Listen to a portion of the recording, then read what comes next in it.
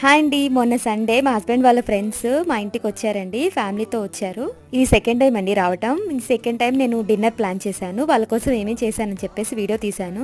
రవ కేసరి చేశాను, అలాగే శనగలు తాలింపు పెట్టాను. టీ అయితే మంచిగా అల్లం దంచేసి బాగా మరిగిస్తున్నానండి. నెక్స్ట్ అయితే బిర్యానీ రెడీ అవుతుంది. ఆ రోజు బిర్యానీ అయితే చాలా బాగా కుదిరిందండి. చాలా రోజుల తర్వాత అందరం బాగా కలిసి మాట్లాడుకుంటూ చాలా మంచిగా టైం స్పెండ్ చేశామండి. పిల్లల కోసం అయితే నేను 3 రకాల వడియాలు అయితే చేశానండి.